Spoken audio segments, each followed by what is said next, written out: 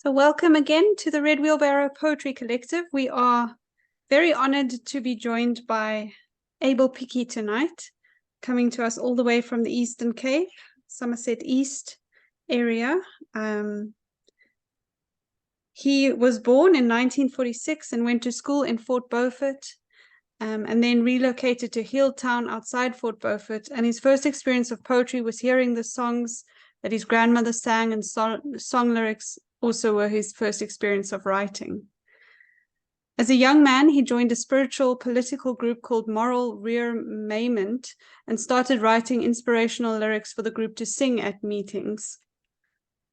His first poem, David Livingstone, was published in the school magazine in 1963, and some of his poetry has been published in New Coin.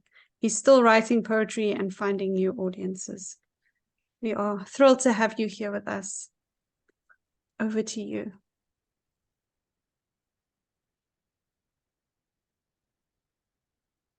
The bush is burning. The bush is burning and God is speaking. Yet here in fear I stand, deaf to the message, blind to the significance of this celestial spectacle prepared before me in this separated, undeveloped, and wild surroundings. The bush continues to burn and the message is clear. Yet I, a captive of fear, stand shuddering, oblivious of the power of the word, conscious only of my immediate fate. If I should make this message known, the ever-present hand of tyranny will grab at me and so instill an added fear on my audience.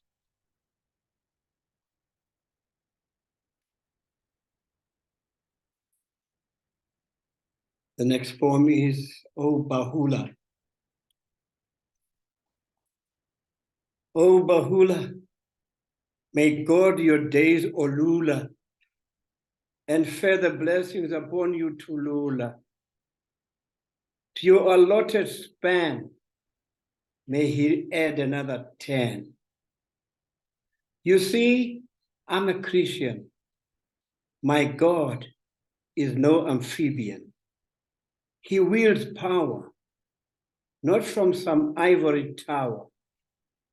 His promises are no serpentine hisses. He loves us with divine jealousy.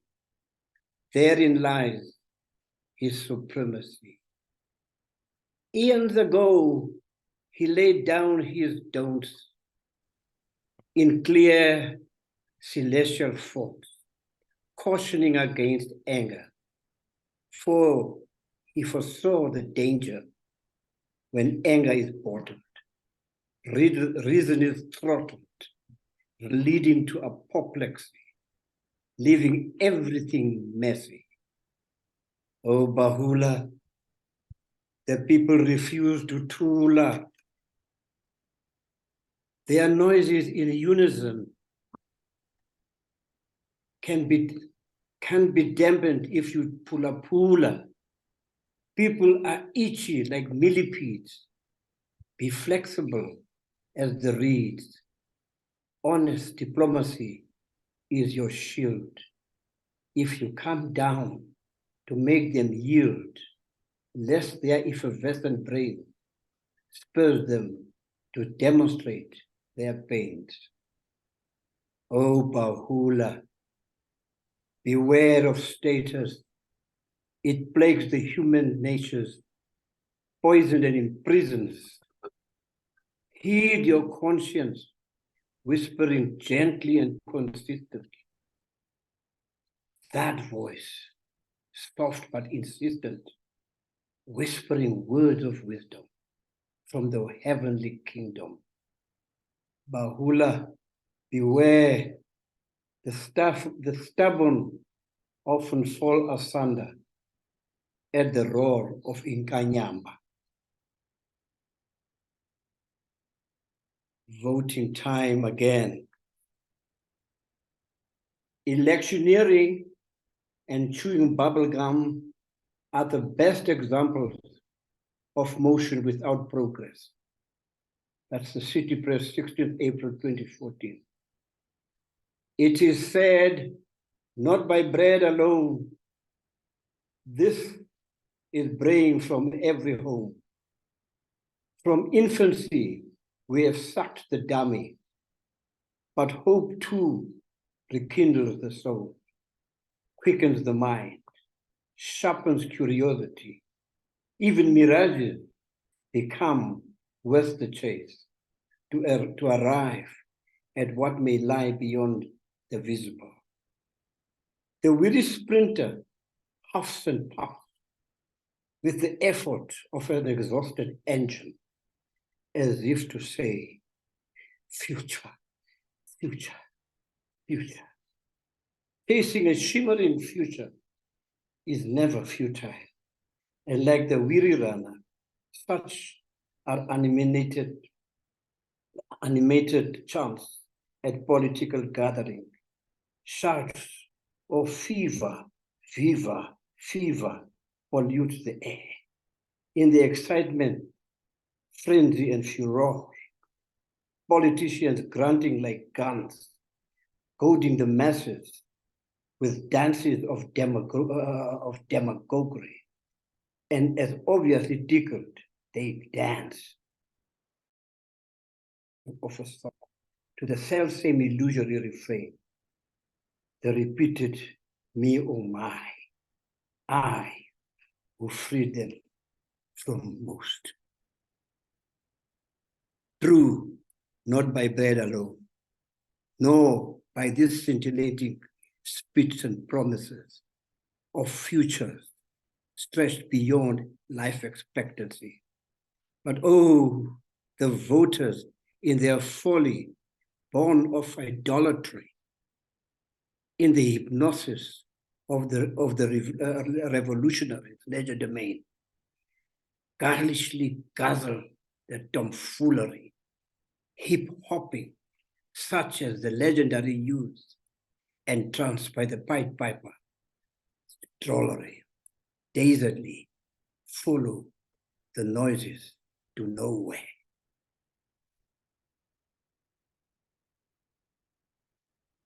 Thank you for being my God. Opening up with a quote from John Donne. Oh, be thou nailed unto my heart and be crucified again. Oh, thank you for being my God. Thank you some more for rekindling in me your image. I am warmed by the exciting revelations, the joyful moments when I experience the presence of the Holy Spirit and your special attention to me only. Thank you for the realization that you are in touch and the elevation that I should never compare myself with anyone, for I am unique and uniquely like you, that I am exceptionally yours. Help me always to share my perturbations with you in trust, understanding you know in advance that I am troubled by pains so often self-inflicted. But thank you again for not ceasing to love. From the cross, I heard your passionate outburst, pleading for my unconditional forgiveness. I am overwhelmed by the anticipated invitation. And I cannot but accept. I choose to follow only you. When earthly weathers make me dither, help me to look to you as my everlasting Father, holding me to that unwavering promise that image philosophies can never nullify. With a growing faith in me, I will fly to that holy space of splendor and bask at the largesse of my God.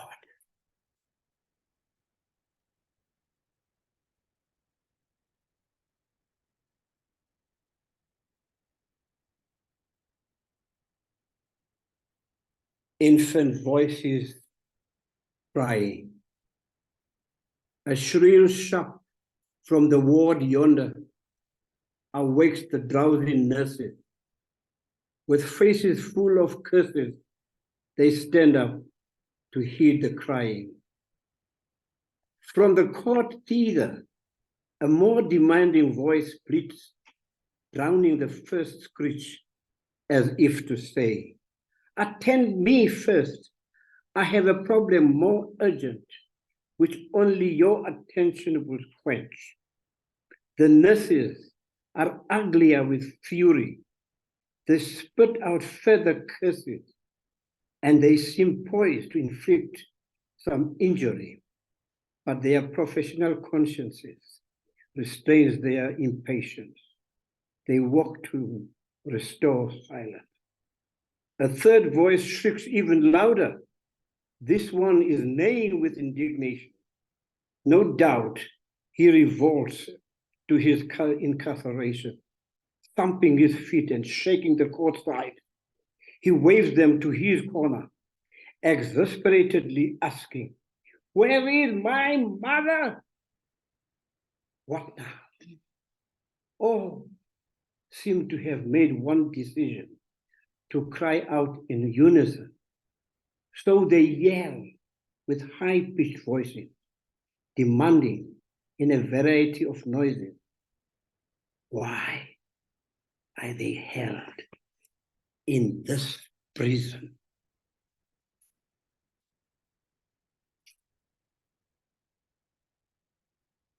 The next one, Sessions.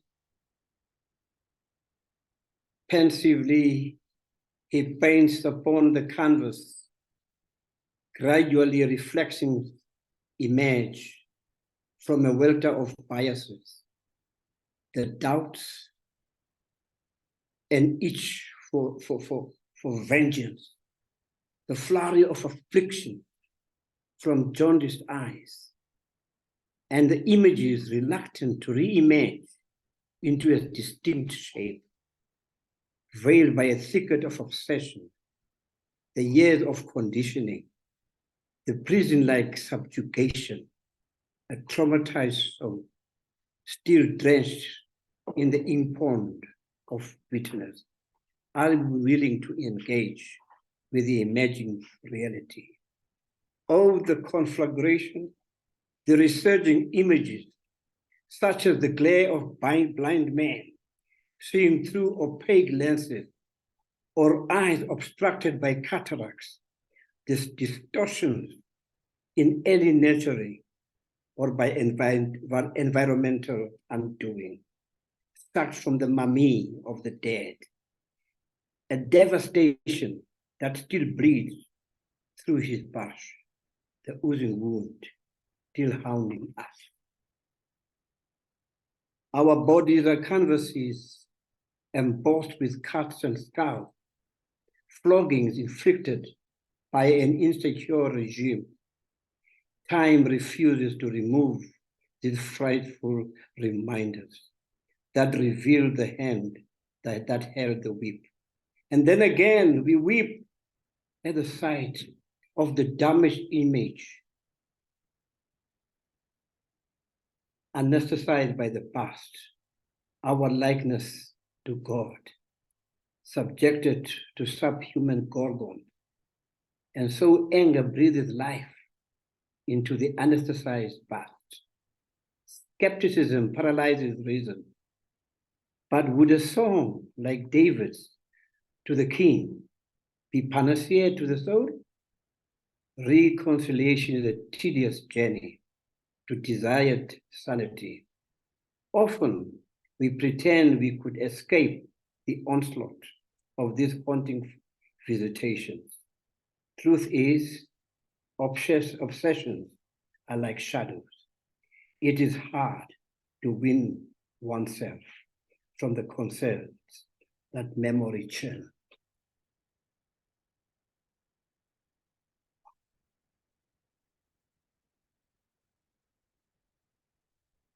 Thanks to death, relief comes from grief. Dreaded death once feared, is welcome. It is embraced now as a reprieve in the poverty-stricken homes, as it promises to abate the growling noises of hunger, and starvation for a while takes the back seat as policies pour in massive wealth. Poverty finds itself without a shadow, thanks to death. Thanks to death, a new culture is born. There are no more pauper funerals, and there are no more caring relatives, gladly watching in faint sadness the vulture-like glares, the eloquent prayers, the contours of grief carved upon doleful faces as the dying gasp their last huff and puff. Culture, custom, and conscience, we have become deaf to their insistence. Their dictates we hate and must wait. A new idiom is born, Uthixo akaphi ngasandla. God does not provide by hand. Ubuntu exists only in Aesop's fable. Trevor Manuel's budget speeches may tickle, but Tito Mboweni's austere analysis often prickle. Thanks to death and its untaxed wealth.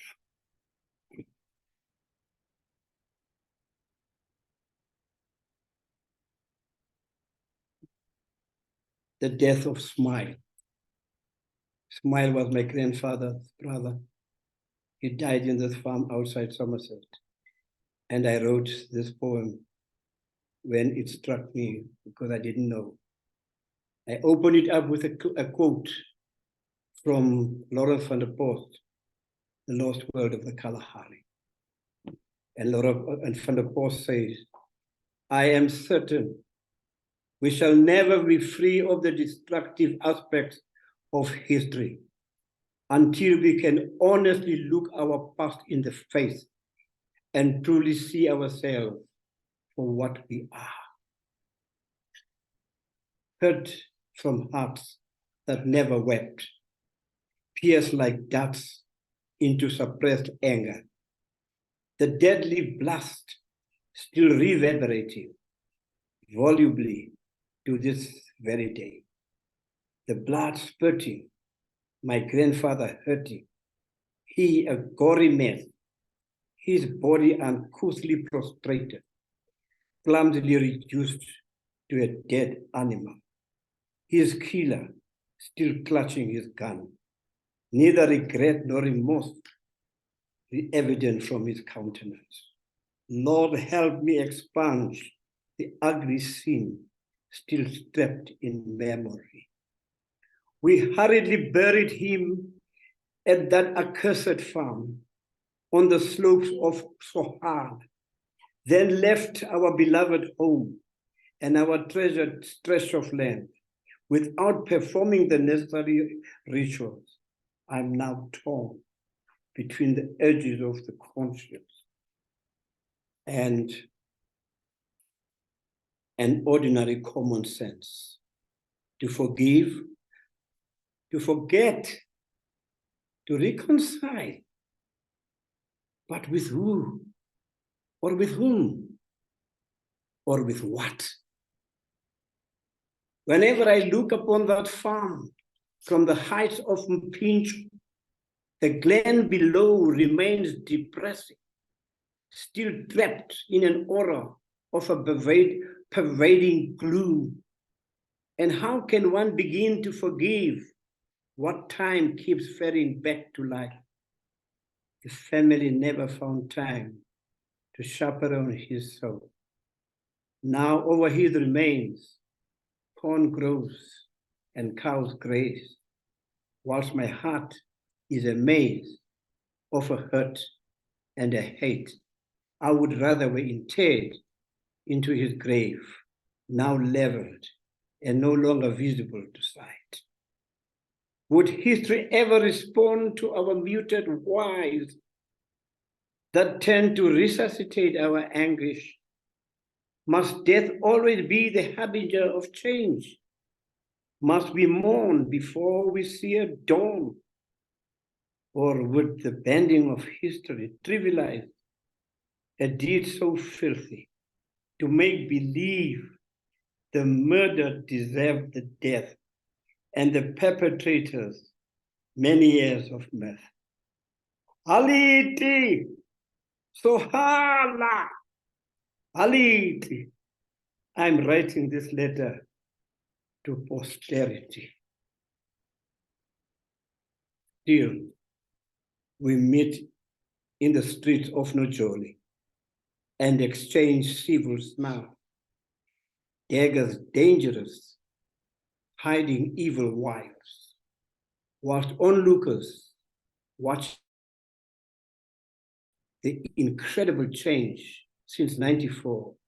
What they cannot see is the pretense in the squinted eyes.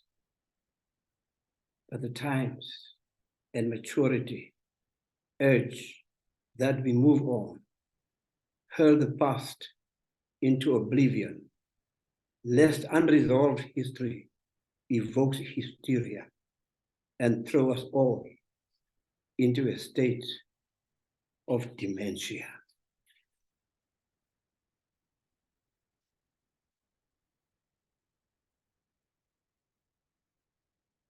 Next is declensions of divorce. Divorce, divide, depart, deceive, deride, defy, speak ill, be mean, walk tall. That's all. Be erect, be direct, be bold, be cold, show no respect, dramatize, don't empathize, puke your sorrow, make it gory, be mad, make it sad, make everyone see it was that beast that marked the breast of a saintly lad. Demand a fortune, not a meager ratio. Be aloft, don't be soft. Use the children, they deserve a daily brand. They are the best bait to swat the bat. This gullibility still holds in the courts of law. Solomon's wisdom has no chapter in their jargon. Victory, he is history. You have won, quite easily done. Divorced, divided, departed, deceived, defied, defiled. Pain, pain spent. Victory, victory void. Welcome to the world. Reek of hate. I hate to hurt. Though badly bruised, this far I have cruised. Survived the injustice of hate. Hurting as I do, I hate to hate, for it hurts the heart, relegating human relevance, denting elegance, God's image in us. The cyclone of anger that hate engenders, resulting in widespread dangers, mangling even lives still tender. It is an evil halitosis, leading to a social psychosis, a defiance and disdain for the authority from heaven. Man reflects conflicting images, himself a casualty of historical incidences of hate, some within memory, others in foggy oblivion, known or obscure. Once revived, the rippling effect is unthinkable. savaging all that God's voice had ordered to be, with love being the umbilical link, we remain bonded and continually in his fear, capable of scorching hate to ashes of irrelevance, with love in triumphant incandescence. Glory ongoing. We had our moments of glory where we were like mirrors into which people looked and saw the beauty in themselves. We listened to wondrous stories as we sat spellbound to yarns of glory, tales sometimes gory of voyages to spiritual growth. Our eyes would be like lit lanterns posted against the dark firmament, aghast at how things were in the past, agape at the wonders revealed. The past seemed even closer than the foggy futures, as a mysterious joy made us into amplifiers of the happiness that sprang from within.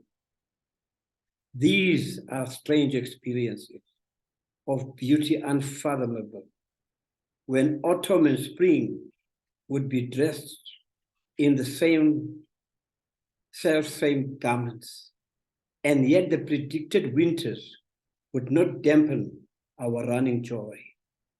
Life such as this is untellable and could just not be true. A dream so crystal and so clear, a seedling hope lies deep in the uterus of the spirit, that even at awaking, it holds on as it begins to break the sword.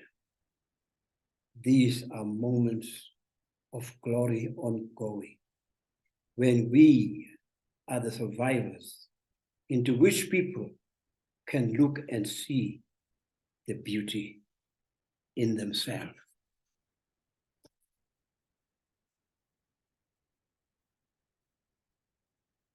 Agenda item 5.4,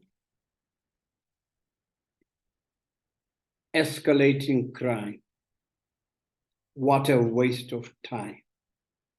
Should we deliberate this item when we know the perpetrators and also the collaborators, but cowardly refuse to be open about it because we lack the will to simply reveal the source of our ill-obtained loot?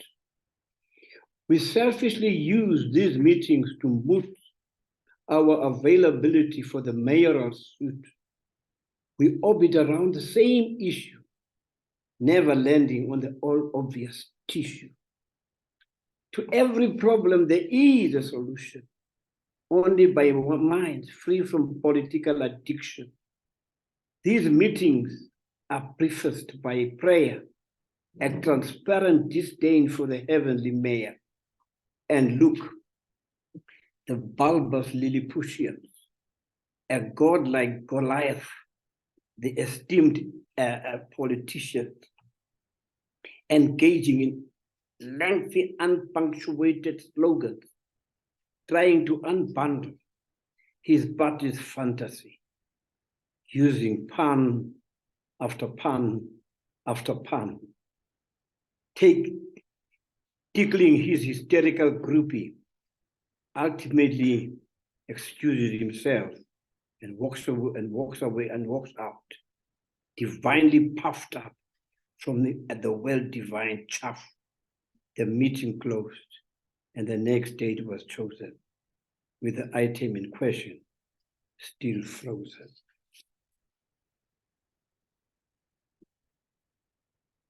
Hiding from a hiding.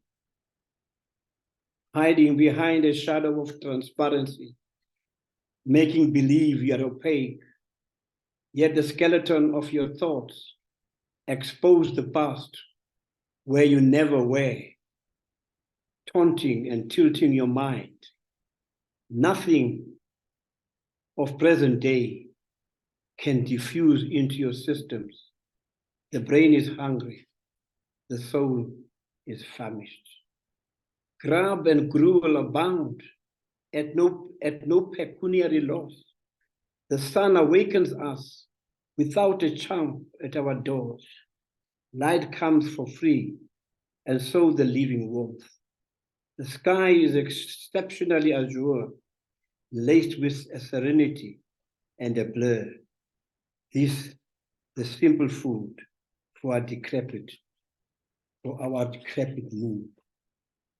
Hiding from a hiding, we write our history with caution, producing a vile distortion, for it is seen to offend the children of saints, the spoiled brats of God, still trapped in trinculous myopia, suffocating in own halitosis of disdain, hardly aware the mortal dwarf in themselves, hardly near to understanding, we too are human beings.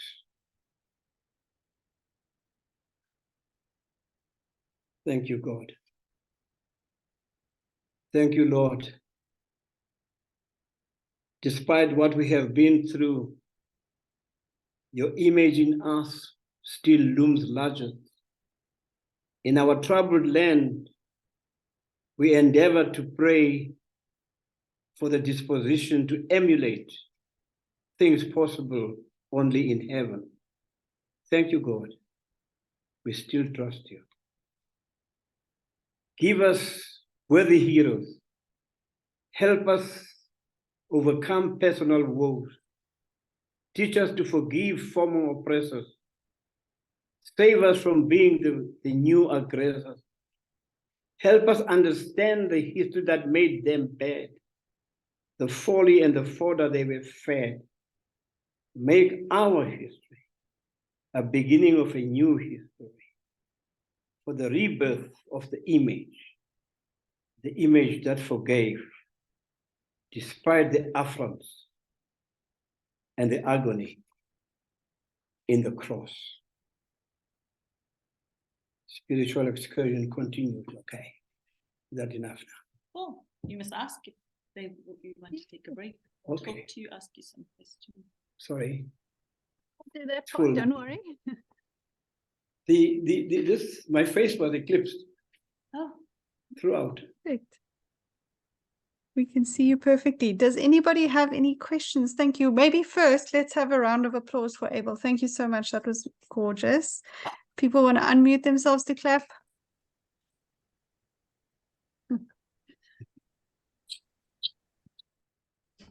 Bravo!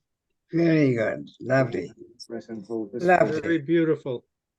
It's a lovely Mm. reading. Thank you. Very moving. So have we got anybody in the room who'd like to ask anything, make a comment, anything like that? You're welcome to raise your hand if you know how to do that, or otherwise just unmute yourself and start talking, or put a question in the chat if you're shy. Jacques, you're welcome to start us off. You see and hear me. I can't see you, but we can hear you. I can probably do something about that. There we go. Perfect. There we are. There you are. There we can see you, Jacques. Ah, good. So, Abel, that was a lovely greeting. It was wonderful to hear your voice, and this reading was long in the making. It's been an idea that's been coming for a while. So thank you. Yeah, I was struck by the conversation in your work between memory and forgetting. You know, how on the one hand you write about how it's really important to move on. You even thank death for forcing us to move on, and forget things. And on the same time, at the same time, you write about moving, very movingly about writing our letter to posterity. That's a very strong image. I wonder if you want to say something about that, finding that balance between what to remember and what to forget, and what's worth remembering, and how poetry can maybe help us find that balance. I don't know if that makes sense. Is it a question? Yeah, fair. Well, that being a question, to find the balance means to accept the fact that you didn't come on your own to this world, to this planet, to this earth. You were created by God, and you know what happened, which led us to living Eden. It is a question of making that impossible dream, that unique struggle of not just shooting people and killing them, but now of returning back to godliness. Because I think our own souls are crying for that. They want not a bloody Jesus in the cross. It wants a Jesus who, despite being bloody, who's willing to forgive. But we've never tried it in ourselves. That's why we cannot see it with our eyes. I do believe if you try and ask God to open up, you will see the answer. And at the same time, there's this important work of keeping, of telling people about injustice, maybe, so that it doesn't happen again, or so that it doesn't get repeated. That you have to almost, I don't know, does poetry heal the wound, or does poetry keep reopening the wound? It's an interesting tension. Yeah. If I were to respond to what you've just, your comment just now, before I started writing poetry, in 1963, but I don't call it that poetry. I thought that I was just mimicking other poets at that time.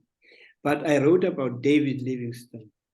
And thereafter, as I was introduced in the beginning, I became associated with moral rearmament. And it was then that even my friends felt that I'm joining another futile effort into making a difference in the world. It takes time to walk from Egypt back home, or from wherever in Africa back to sanity. It is an everyday struggle, not necessarily with a big crowd, but with yourself, talking to yourself, listening to answers that arrive in yourself, and be honest about it. Where you fail, say it, but don't stop. Don't stop.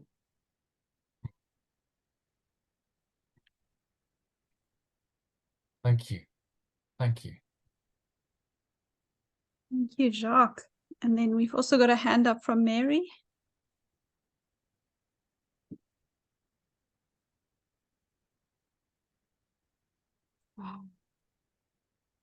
Just unmute yourself, Mary, please. Right there. There we go. Yeah, no, that was Abel. Hello. It's the first time I'm hearing you, or even hearing your name.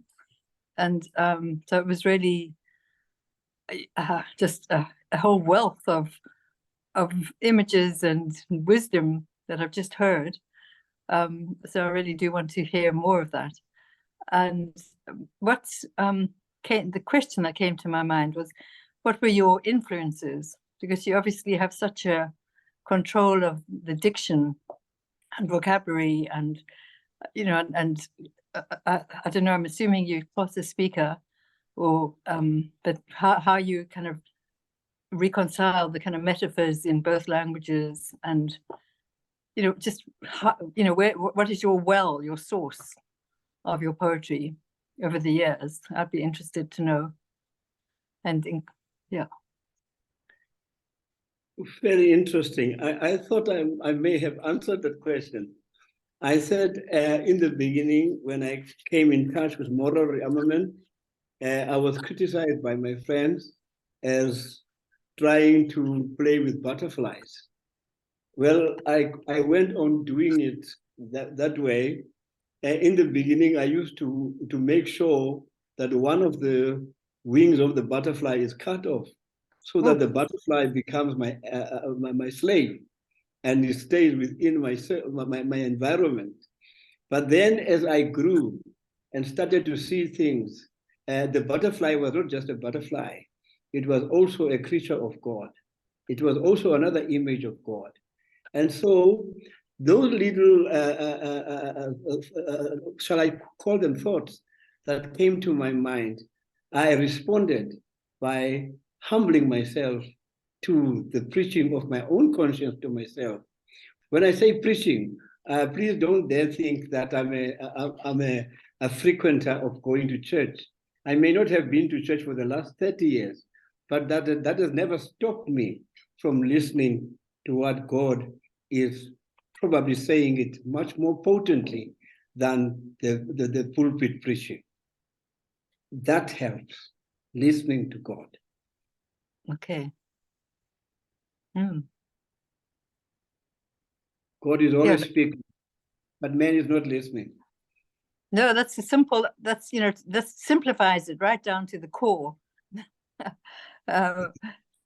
You know, you might say, you know, Shakespeare or some writers or poets, you know, with, yeah, so you just draw your source from your belief in God. Yeah. Yes. Yes. The other living God, it's the people I recognize as images of God too, that I meet in the street on a daily basis. I know, and I can tell you, I had a strange experience. I greeted somebody whom I didn't know, and you took you know, some of it is a conservative town. He took a second look at me. He said, "Are you greeting me?" I said, "Yes." "What's wrong?" He said, I'm not used to that. So when we are looking for God, we must not just imagine him. We must not imagine him. We must accept it that he does come to us as some figurine, some human figurine. And it's just a question of, let's be less politically negative. Let us deliberately listen to God.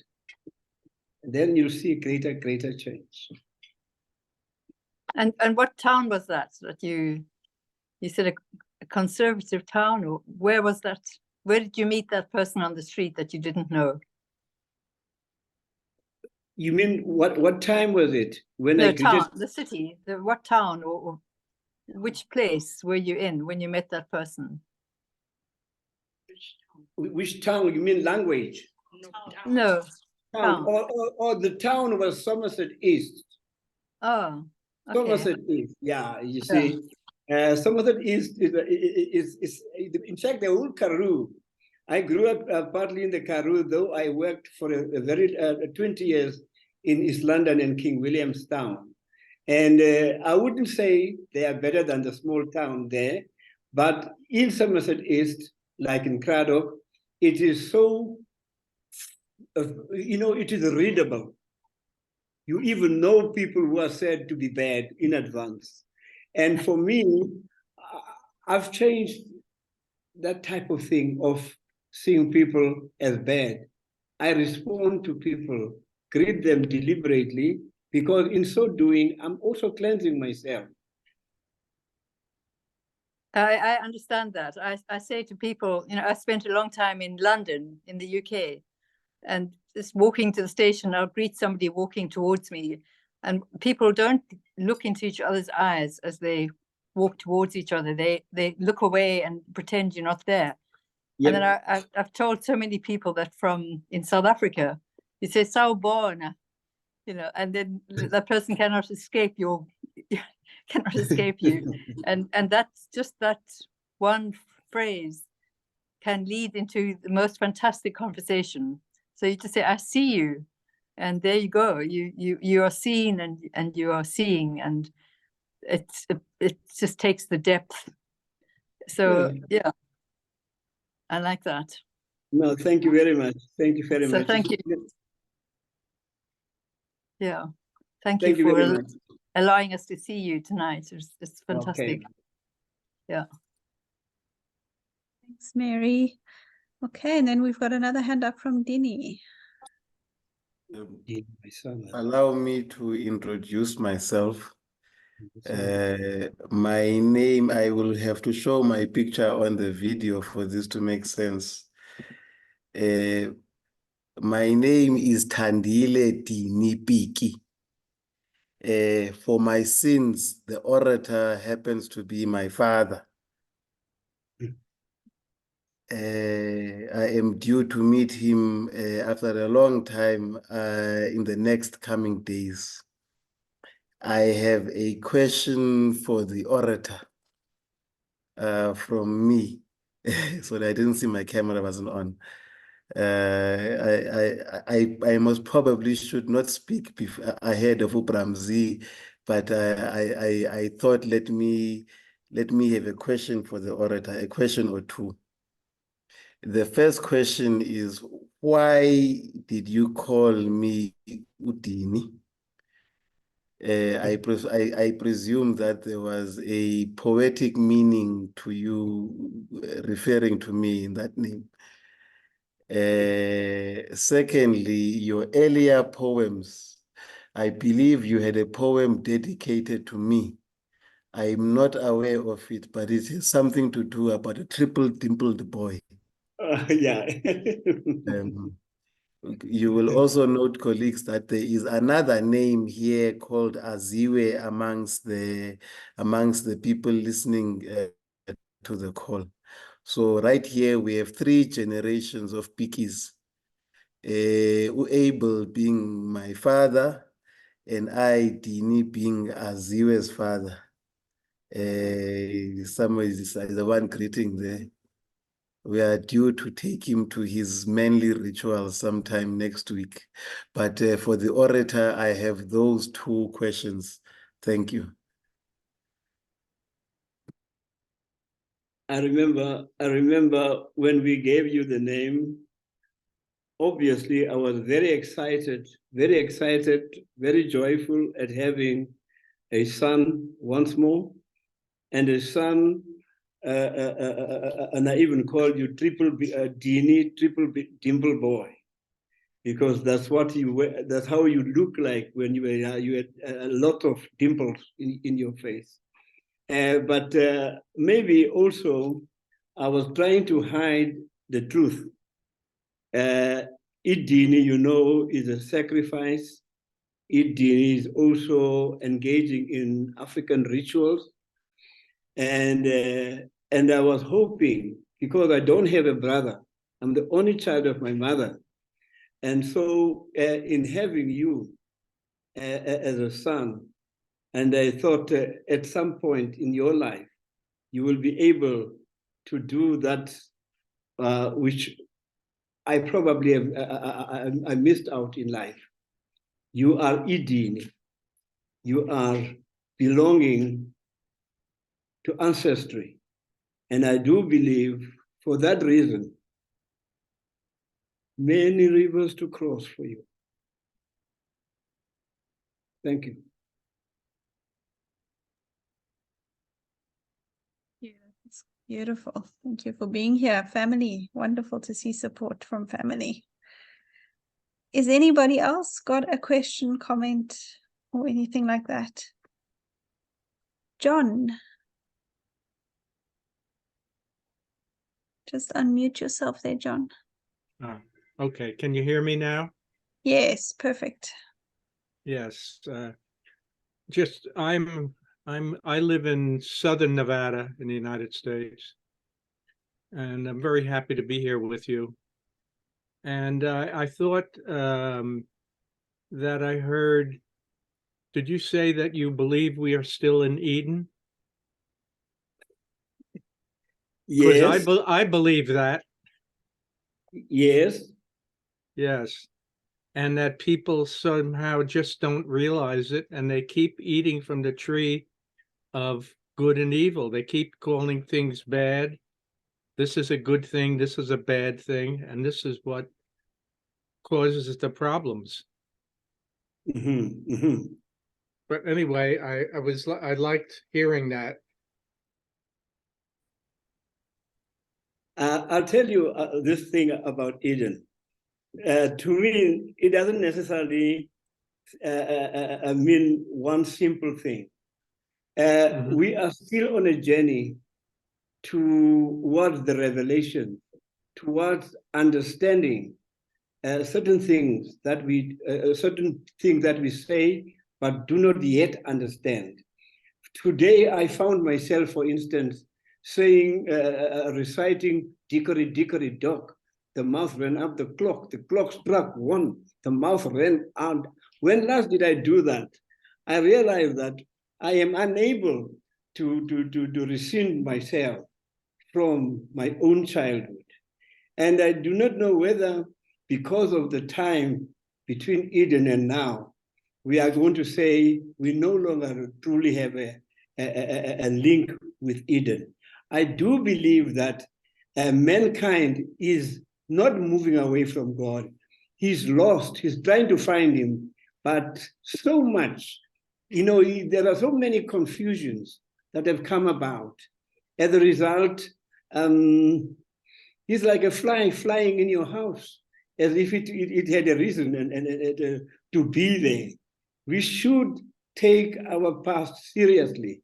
And at the moment, you know it too, we tend to look at ourselves and see ourselves in the mirror as being white or black, instead of seeing itself as human beings, images of God.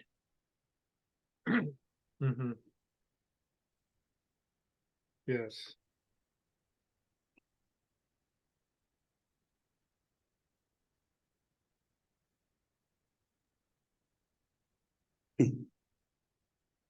Mary, you wanted to add something? I can't hear the question. Just unmute yourself there, Mary.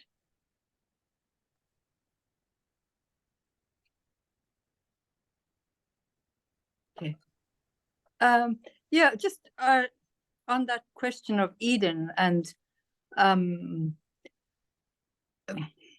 that we were given paradise. I'll say that as well, that earth is our paradise and we're turning it into a hell. And just on that thought, I would really appreciate it if it's okay for everybody else, for you, Babette, for you to read that poem on hatred again. Because I have been really involved with what's happening in Gaza, in Palestine. And, the more you read a poem on hatred. I'm just looking for it. There's such a cluster in front of me. What it is? Hatred. I'm sorry, it's gone to the bottom of the pile, but I don't know if that was the title, but the subject was to do with. Oh, hate. is it the Rick of Hate? Yeah.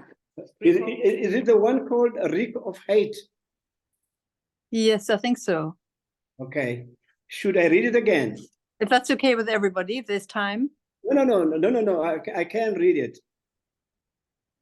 I hate to hurt, though badly bruised. This far I have cruised, survived the injustices of hate.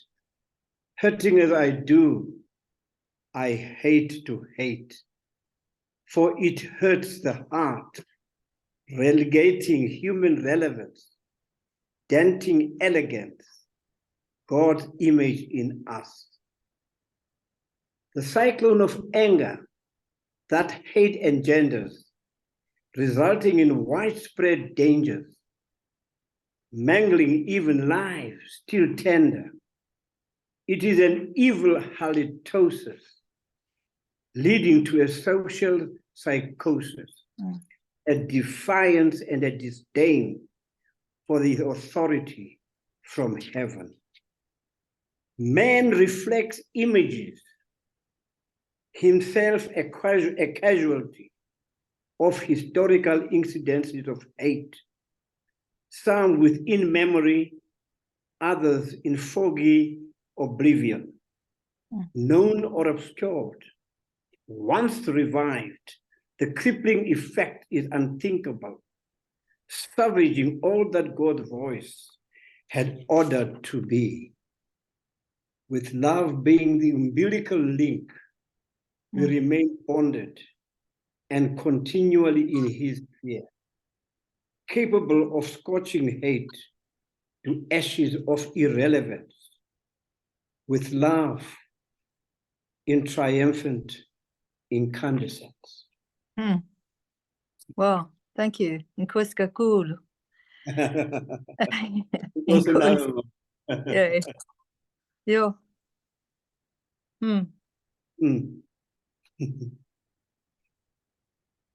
You are a sangoma of words, really. Thank you very much. Thank you very much. Yeah. Thank you. Thank you very much. Thank you very much. Thank you very much. John? Do you have a book?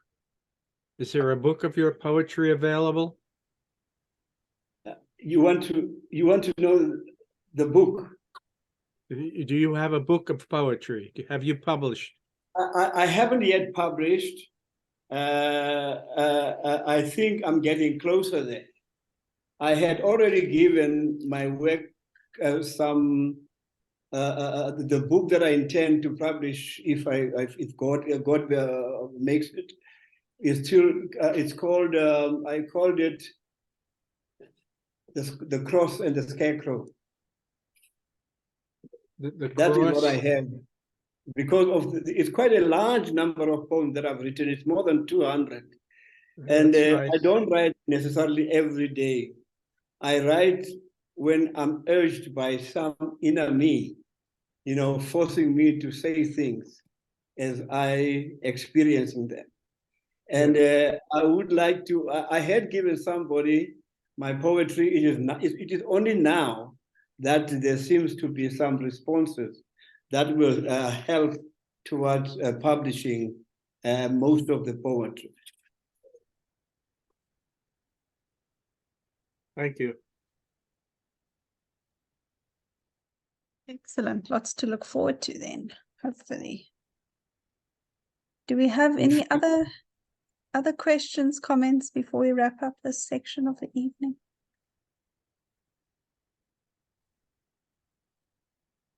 Is the question still coming? Looks like not. It looks like you've answered everything that everybody had to say. Okay, no, thank you for that. Thank you very much. Because I was Thank just you. looking at a poem which says, "Not in the cross, no, in the grave." I didn't read that one, but it just says, "Not in the cross, no, in the grave." So one day when the book is on, I'm sure you'll have the opportunity. That which I couldn't read tonight, you will be able to read from that work. Yes, and we all look forward to that, absolutely. No, it should come. God is not sleeping. No, definitely not. Thank you so much. I'm going to stop recording now. Thank you.